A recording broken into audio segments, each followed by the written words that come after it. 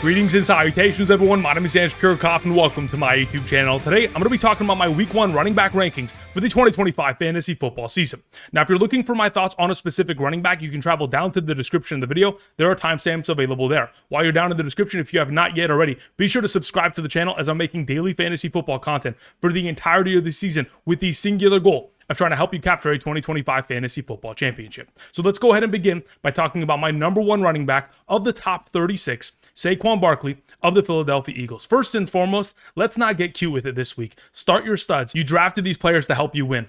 So let's not get too cute with it. Let's not try to play matchups too much this week. Let's start the players that we utilize high draft capital on because we know that they're going to put us in the best situations to win come week 1.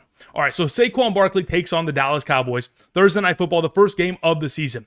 Now, last season against the Dallas Cowboys, even though he only averaged 13.1 fantasy points per game in the 2 matchups against them, he was able to accumulate 45 rushing attempts for 233 rushing yards, a 5.2 yard per carry average. Now, the reason why he wasn't able to get himself a higher fantasy point contribution was because he was tackled down at the 1 yard line, and of course, Jalen Hurts stole some rushing touchdowns. But going into this week, I'm hoping that, of course, the Eagles, who are minus 7.5 point favorites, which is the highest favorite going into this week, tied with the Denver Broncos, I'm hoping they're going to be able to score a high volume of touchdowns in order to elevate Saquon Barkley to being number 1 this week. Last season, in games in which Saquon Barkley scored a touchdown, he was averaging over 31 fantasy points per game. In games in which he did not score a touchdown, only 12 fantasy points per game. As of right now, via Betr, he has the highest rushing yard total going into the week 1 with 95.5 total rushing yards. The expectation is a fantastic week against this Dallas Cowboys defense. Number 2 is Bijan Robinson, who takes on the Tampa Bay Buccaneers, an NFC South rival. Look, last season against the Tampa Bay Buccaneers, we had 2 shootouts. Week 5, in which the Atlanta Falcons won 36-30 in overtime, and Week 8, in which they won 31-26. So the offensive coordinator, Zach Robinson, obviously has the number of the Tampa Bay Buccaneers defense. As of right now, based on the current total of 46.5, this game is implicated to be a shootout, as that's the 5th highest total going into this weekend's games. And of course, like I mentioned before, Zach Robinson, Bijan Robinson, they both have the number of this Tampa Bay defense. Back in Week 8, Bijan Robinson scoring 20.1 fantasy points against this defense in a half PPR. And now that you add Michael Penix in the entire offseason, this offense should be significantly better than they were last year with Kirk Cousins under center coming off of the Achilles. Number 3 is Christian McCaffrey, who takes on the Seattle Seahawks, another one of these division rival matchups. Last season, whether it was Christian McCaffrey or the efforts of Jordan Mason and Isaac Guerendo, the running backs of the 49ers absolutely decimated the Seattle Seahawks defense. There's a reason why the 49ers have won 6 of the last 7 matchups against the Seahawks. It's because Kyle Shanahan is incredibly familiar with this defense. Now, the efforts of Isaac Guerendo and, of course, Jordan Mason in Week 6 against Seattle. 24 carries for 188 rushing yards, 2 catches for 21, and over 21.9 fantasy points in a half PPR. Christian McCaffrey, even though he wasn't healthy last season, in Week 11 against the Seattle Seahawks, 19 carries for 79, 5 targets, 4 catches, 27, and 12.6 fantasy points. We all know that he's healthy now. We all know that the 49ers are favored within this upcoming matchup. Now, like I mentioned before, start your studs. In the case of Christian McCaffrey, he's someone that we utilize first-round draft capital on. So, of course, we're firing him up in Week 1, and he's going to prove to the entire league that he's healthy and ready to carry us to a fantasy football championship. Now, for those of you who have yet to draft and are considering drafting Christian McCaffrey, or if you've drafted already but want rankings every single Sunday morning for the remainder of the season, these are rankings by position, by tier, half PPR, full PPR at the quarterback, running back, wide receiver, tight end, kicker, defense, and flex positions. Be sure to travel down to the description of the video today and check out Betr. I'll be partnering with them for the entirety of the season, not only to provide plays and, of course, put my predictions to the test, but provide rankings. These are draft rankings for those of you who have yet to draft yet, and every single Sunday morning, I'll also be sending you rankings at every single position like I mentioned before. All you have to do is sign up using code Andrew today, make that first-time deposit minimum of $10, and make a first-time play within the Betr Picks section, picking more or less on 2 players given statistics. Once you've gone ahead and accomplished all 3 of those steps, you'll be on my email list, and you'll receive emails every single week for the remainder of the season in order to help you capture a 2025 fantasy football championship. So take advantage of this opportunity today. Check out the map to the right side of the screen to determine your eligibility based on your current location, and new users who sign up today get a free $10 via Betr. So take advantage of that opportunity. Thank you very much for all the support. More information down in the description. Appreciate it. All right, let's continue on with the S tier with Derrick Henry, who takes on the Buffalo Bills. Last season, they took on the Bills twice. And in both matchups, of course, Derrick Henry found success. Now, in Week 4, during the regular season against the Bills, a monster performance in which, of course, Derrick Henry broke out a huge run for a touchdown, 24 carries for 199 yards and a touchdown, and even had himself a receiving touchdown for 34.4 fantasy points. Now, in the playoffs against the Bills, in their loss, of course, was only able to accumulate 16 carries for 84 and a touchdown, but still 14.4 fantasy points. In both games combined, Derrick Henry averaging over 7 yards per carry against that Buffalo Bills defense. As of right now, going into the week, the total is 52.5. Therefore, this game is implicated in being the highest scoring game of the week. And we're hoping that, of course, Derrick Henry, for our fantasy team's sake, is going to be in the winning side. Mainly because last season, in games in which Derrick Henry and the Baltimore Ravens won, he was averaging 22.58 fantasy points per game. In games in which they lost, only averaging 13.07. So depending on how this game ends up turning out, that kind of usage share that we may see for Derrick Henry may be more or less, depending on the game script that is provided.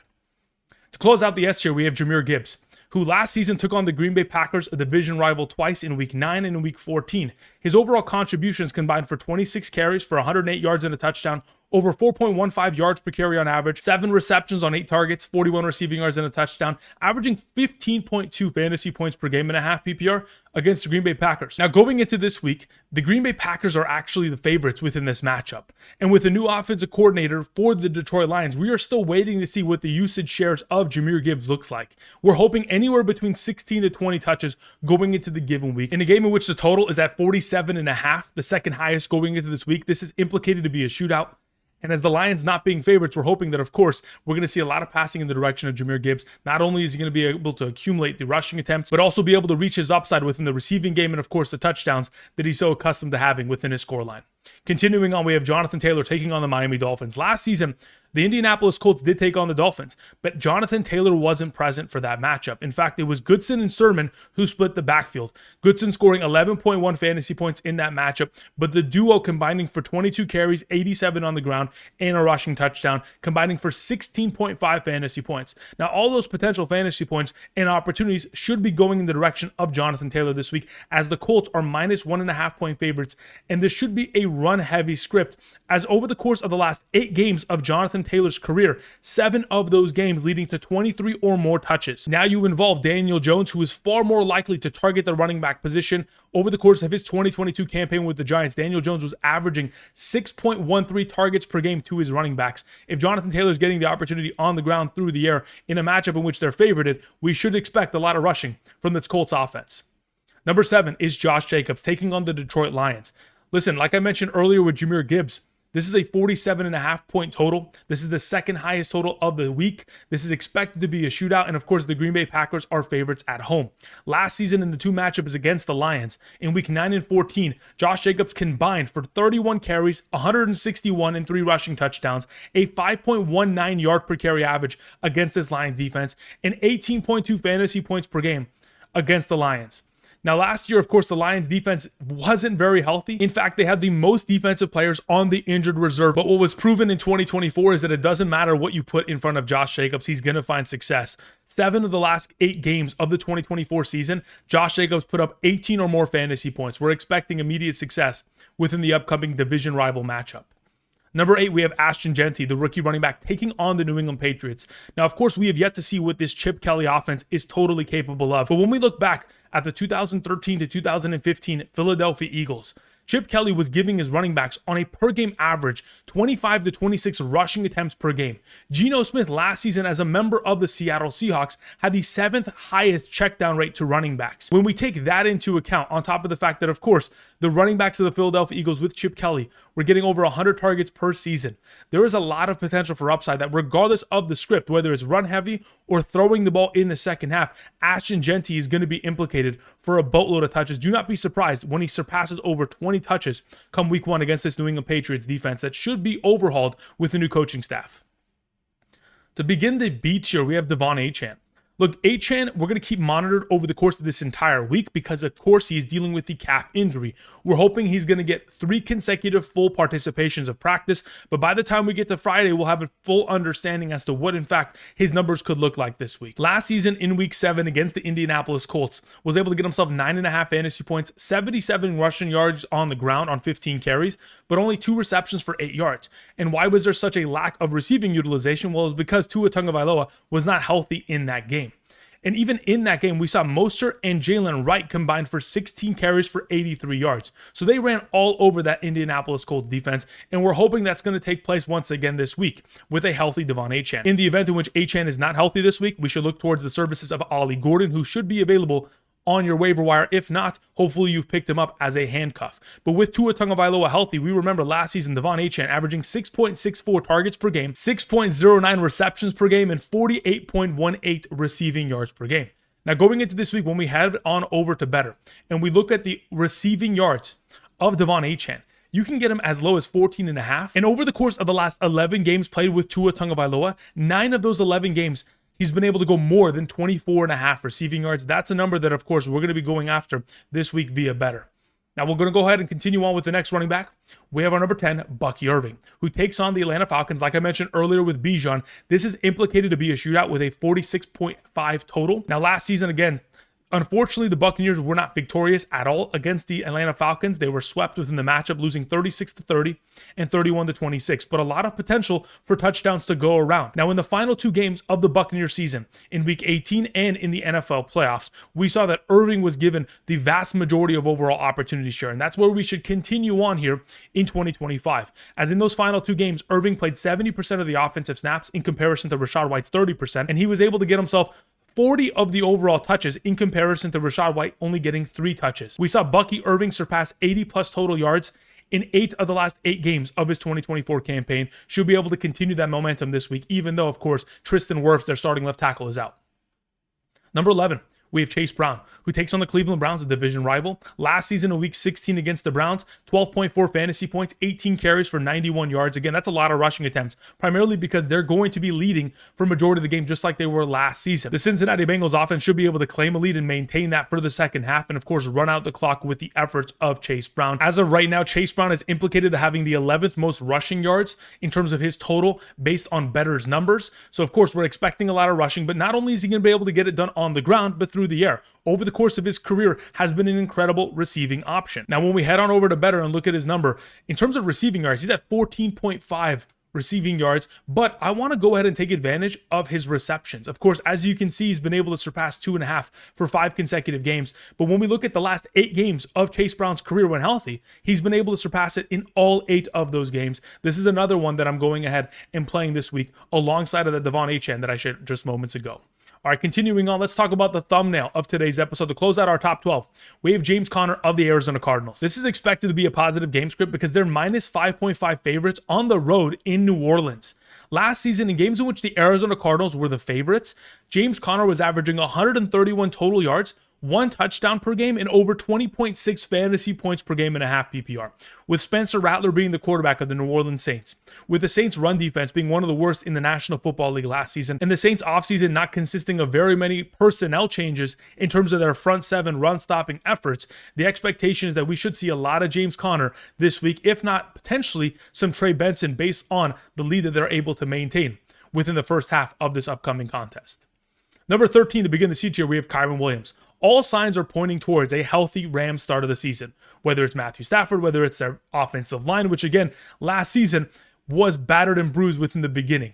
Now, Sean McVay, the primary play caller and the head coach of the Rams, he is very much so familiar with this Houston Texans defense, not because they took them on last year, but because it's a DeMeco Ryans defense. DeMeco Ryans, the former defensive coordinator of the 49ers in 2021 and in 2022. So hopefully we're going to go ahead and put Kyren Williams in positions to succeed, but this Texans defense is no joke. Last season, they were the 4th best in terms of stopping opposing running backs, only allowing 3.93 yards per carry on average. So even though we have heard some whispers of the offensive coordinator of the Rams saying, oh, we may see a little bit of a spread touches in this backfield, expect for Kyren Williams to get 90% of the overall touches and expect him to potentially even find the end zone, as he has scored 31 total touchdowns in the last 28 healthy games he has played for the Rams. Number 14 is Alvin Kamara. This is purely going to be a negative game script, in the same idea in which James Conner is going to get a bunch of rushing attempts because they're leading. Of course, expect Alvin Kamara to get himself a bunch of receptions as they are trying to fight their way back as a 5.5 point underdog going into this week at home. Last season, in the 2 games in which Alvin Kamara played with a healthy Spencer Rattler, he accumulated 15 total targets and 11 receptions. In the last 2 seasons, Alvin Kamara, when he has been in losing efforts, he's averaging 8.2 targets per game and 6.5 receptions per game. In a full PPR, he's an even better player. In a half PPR, I'm expecting a lot of potential for the Saints offense to continue to dump the ball in his direction in the second half of this game. Or, hey, who knows? Maybe the Saints come out and blow the barn doors off of the Arizona Cardinals defense. Week 1 of last year, the Saints came out and they scored 47 against Carolina. You never know. Number 15, we have Kenneth Walker of the Seattle Seahawks, who last season in week 6 and 11 took on the 49ers, put up 16.9 and 12.9 fantasy points against his defense. So, of course, a top 15 potential upside play should be fantastic, especially considering in the matchups against the 49ers last season, he only averaged 3.07 yards per carry. Should be far improved considering the offensive line improvements they've made this offseason and because of the new offensive coordinator, Clint Kubiak, who is a former member of the 49ers coaching staff back in 2023.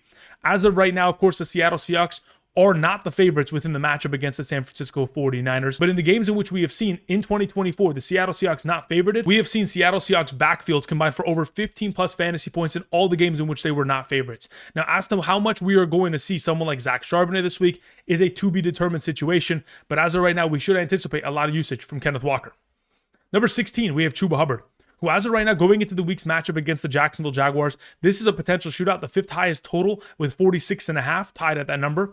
But if this is going to be a shootout, of course, with the implication being that the Panthers may score 2 to 3 touchdowns within the game, we got to remember that Chuba Hubbard last season, in the 13 healthy games he played, from weeks 3 through 16, he was able to score 11 total touchdowns in those 13 games. But not only that, also get himself 4+ receptions in 8 of those 13 games. Now, as to whether or not he's going to be able to get himself that reception total is going to be purely a matter of how much utilization we see out of Rico Dowdle this week. But time will tell as to how much usage Chuba Hubbard's going to find. Either way, the rushing upside, the goal line upside, all within his grasp in week 1.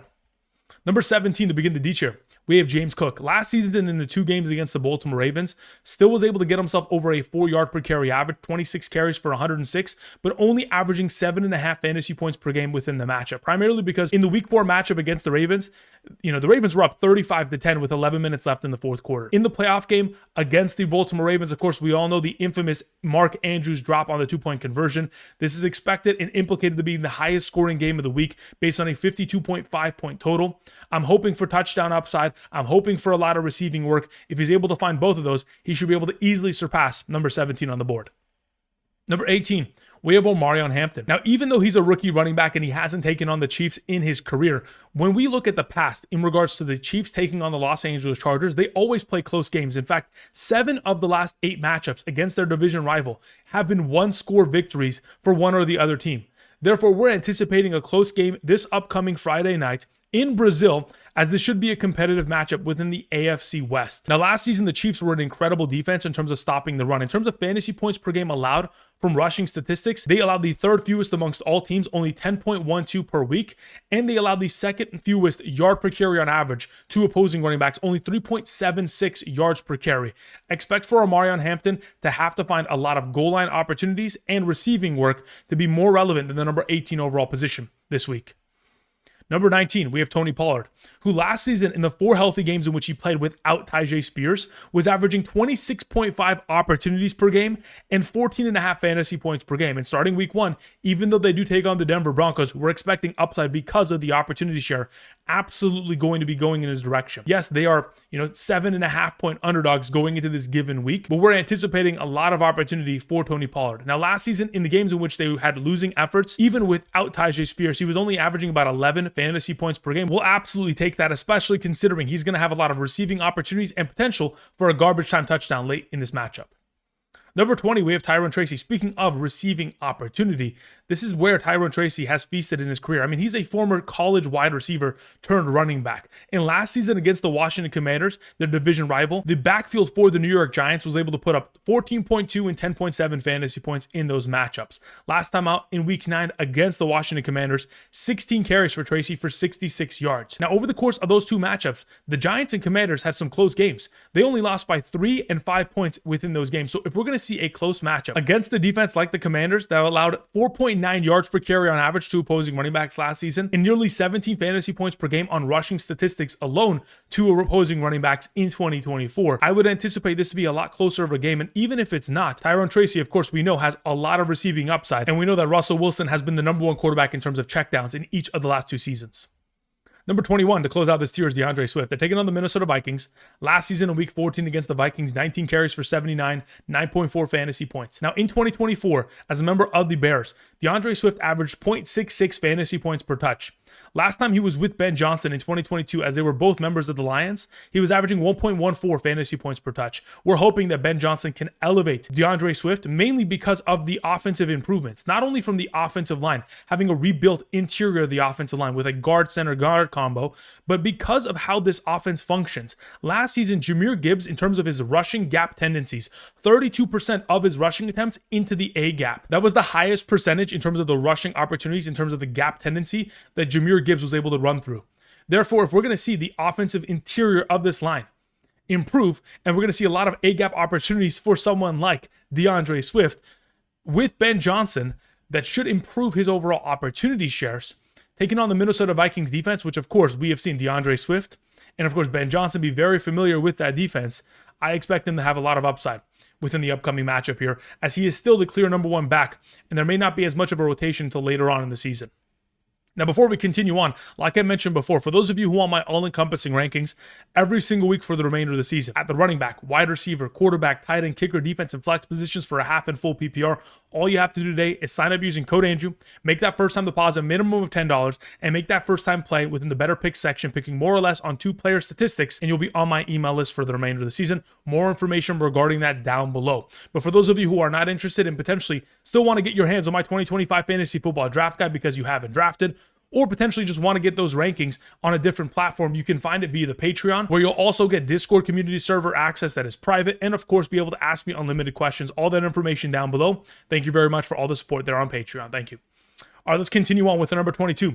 We have Aaron Jones. Last season against the Chicago Bears, he put on a clinic. 40 carries for 192 and 2 touchdowns, 5 grabs for 43, averaging over 18 fantasy points per game against this defense. Now, going into this year, we are anticipating a 1A, 1B split between Jordan Mason and Aaron Jones. As to how much of a split we're anticipating to see, looking back at last season, weeks 1 and 2, Ty Chandler had 11 and 10 touches in those first 2 games. So the expectation is that Jordan Mason should be able to handle upwards of 10 plus touches going into this week, and depending on how effective he is, he should get himself a pretty good volume of opportunity that will impact Aaron Jones negatively. That's why I have him at number 22 despite how advantageous this matchup, but expect Aaron Jones to be able to get himself, hopefully, the majority of the goal line opportunities and the receiving work out of this backfield. Number 23, we have Breece Hall. Listen, I'm expecting this to be a 3-headed monster with Hall, Fields, and Allen, but both of these teams, the Jets and the Pittsburgh Steelers, are run heavy. Therefore, no one should be able to pull ahead at an extreme rate to where the running game is ditched going into this week. So if both teams get solid opportunity shares within their RB1s and we're melting the clock with a bunch of rushing attempts, and if my expectation comes to fruition and the clock melts, it's going to lead to less opportunities for all of the fantasy options within this matchup, as both these defenses are solid and both these running games are going to be heavily utilized. We're hoping that Breece Hall can find the end zone, find receiving utilization to separate himself from the pack. Number 24, we have Isiah Pacheco. Last season, Kansas City running backs against the Los Angeles Chargers had 16.0 and 12.9 fantasy points in the 2 matchups. Now, going into this week, we're anticipating a 3-headed monster in this backfield, specifically a rotation of sorts, a committee between Isiah Pacheco, Kareem Hunt, and Smith. So if in fact Pacheco is still going to be the lead back, he has an opportunity to run away with this job, be able to get himself the receiving utilization, be able to get himself the goal line shares that he saw within the preseason. If all of that lines up against the Los Angeles Chargers, despite the fact that the Chargers were the best defense in the National Football League last season, allowing the fewest points per game amongst all teams in the league, even if this is a lower scoring game, it should lead to enough rushing opportunity for Pacheco to have top 24 upside. Number 25, we have TreVeyon Henderson, who within this offense is going to be associated with a Josh McDaniels revenge game. Josh McDaniels, the new OC of the New England Patriots, a former head coach of the Raiders, taking on the Raiders this week. So there's going to be a little bit extra juice from this offense, and hopefully we may see a lot of Henderson, specifically because we're anticipating Rhamondre Stevenson in week 1 to still be implicated for rushing attempts. So we don't know what kind of an opportunity share and usage share we may see between the split, But from what we have seen from the 2022 Raiders when McDaniels was their head coach and primary play caller, they were running the ball 22 times per game, and they were targeting their running backs 6.2 times per game. So if we can see, hopefully, 10 rushing attempts in the direction of Henderson, the vast majority of the targets in his direction, we should see a potential couple breakout runs here in order to get him into this top 25 conversation. Number 26, we have Jaylen Warren. Look, earlier this morning, he was signed with a new contract, a 2-year extension. He did not play at all during the preseason, so the implication is that he is the starting running back of the Steelers going forward. Now, if that's the case, we got to remember that the Steelers in 2024 gave their running backs 25 rushing attempts per game and 6.5 targets per game. If we may see Jaylen Warren with 10 to 15 attempts, maybe 4 or 5 targets this upcoming week, especially considering Aaron Rodgers, amongst all quarterbacks last season, was number 2 in terms of check down percentage, we could see Jaylen Warren with a lot of opportunity across the board as he has taken the RB1 position away from Kaleb Johnson, the rookie running back. Number 27 is RJ Harvey. This is expected to be a positive game script. They're 7.5-point favorites at home.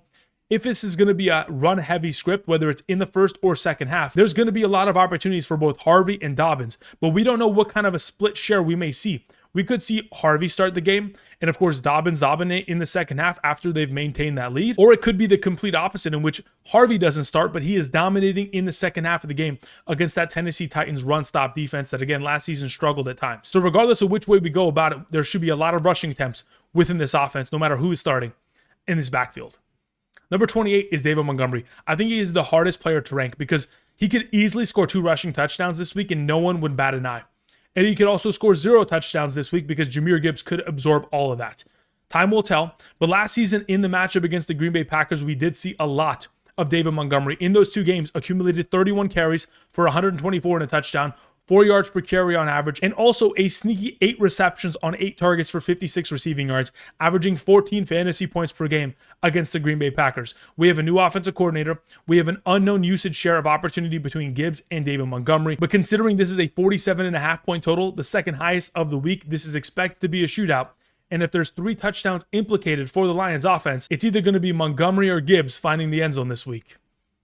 Number 29, we have Jerome Ford, a running back that, again, as of right now, with Judkins and Sampson, rookie running backs in limbo, Ford should be the primary number 1. Now, they take on the Bengals, a division rival, and last season, in Week 16 against the Bengals, had 11 carries for 92 and a touchdown, 5 receptions for 39, and 21.6 fantasy points. Now, this was all accomplished with DTR, Dorian Thompson-Robinson, as a starting quarterback. So now that you have Flacco as the upgrade, and we saw Ford in 2024 in games in which he had 12 or more touches, averaging 11.76 fantasy points per game, yes, we may still see Dylan Sampson or Judkins in the mix this week, but as of right now, Ford should be the lead back, and of course, finding majority of the fantasy value in this circumstance. The next running back we have is Austin Ekeler, who should also be leading his backfield. Last season in games in which there was no Brian Robinson Jr., Austin Ekeler was averaging 13.73 fantasy points per game on 12 opportunities per game. In the 2 games against the New York Giants, a division rival, he put up 10.0 and 15.8 fantasy points in a half PPR scoring format.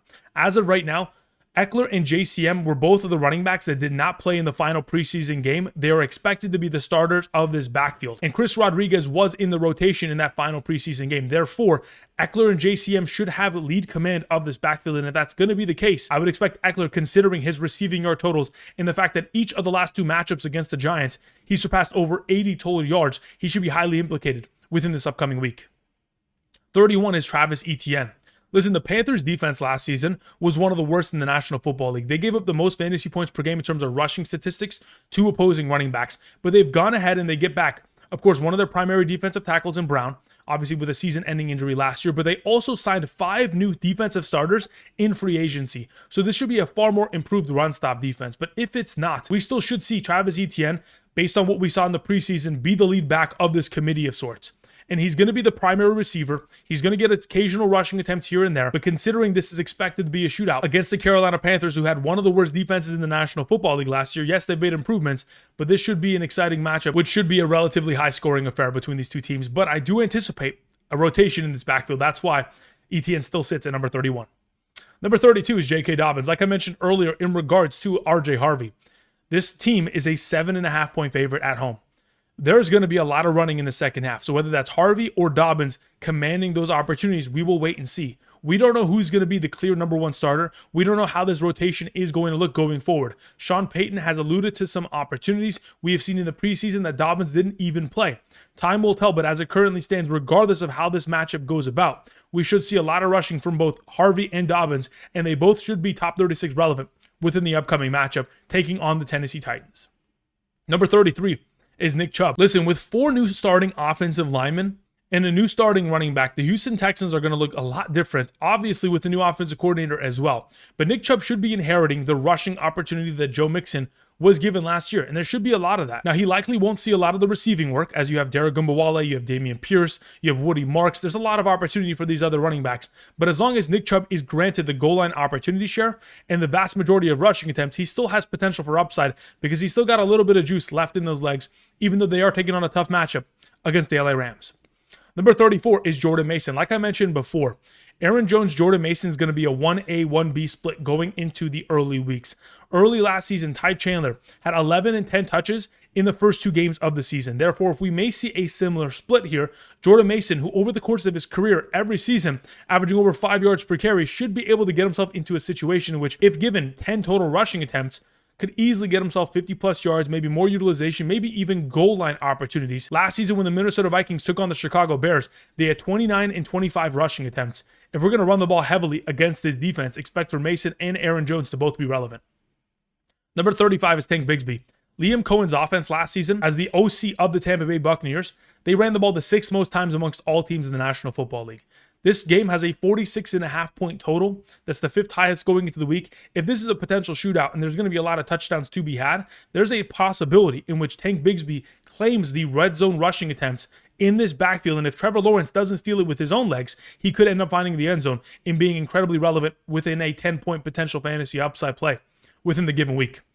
Now, we have our number 36, Kaleb Johnson, to close out the top 36 conversation. Again, like I mentioned earlier, Warren should be the clear starter considering he did not play in the preseason. He just signed an extension this morning to a 2-year deal, and the opportunity share within this backfield within the upcoming matchup should favor a split between the two, considering Kaleb Johnson is a rookie. Time will tell how this pans out, but we have seen Arthur Smith, going back to his days with Tyler Algier in 2022, favor the running back position in terms of a lot of opportunities in their direction. So even a rookie running back of this sense still is going to get himself potentially 10 to 15 touches within the upcoming matchup that should be close between these two teams.